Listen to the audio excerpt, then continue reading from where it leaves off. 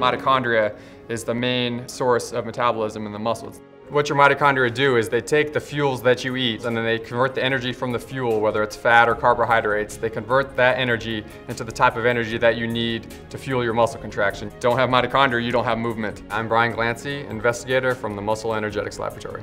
Muscle energetics is how your muscle uses energy in order to be able to move. My whole life I've been interested in both sports, but I've also been interested in math and science. And so when I was trying to think of, okay, what type of career do I want to do? Studying muscle metabolism, energy metabolism became a natural fit for me.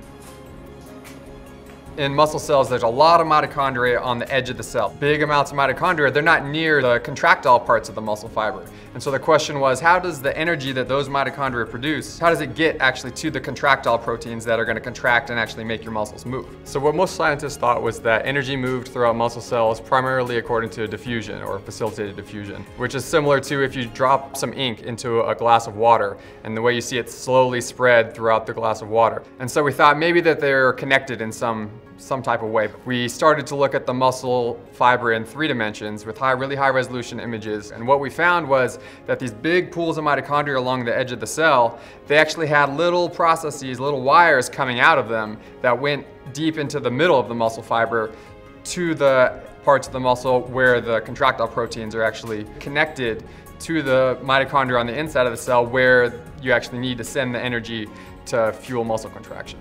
Eventually we found a method that we could change the electrical voltage in the middle of the cell and to see what would happen in the areas outside that area. So the theory would be that if they were all electrically connected, if we change the voltage in the middle, then we should see a change on the mitochondria on the outside of the cell.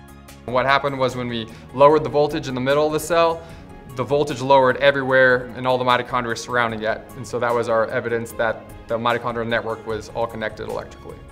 There's a lot of different things that this opens up. One is to start looking at other types of cells like the heart, for example, to see if there electrically coupled mitochondrial networks there. The other thing that it does is it can provide potentially new targets for people that have mitochondrial diseases or they have some kind of low functioning mitochondria. So really what it does is it gives us a whole bunch of new things to go after to try to find targets to help people.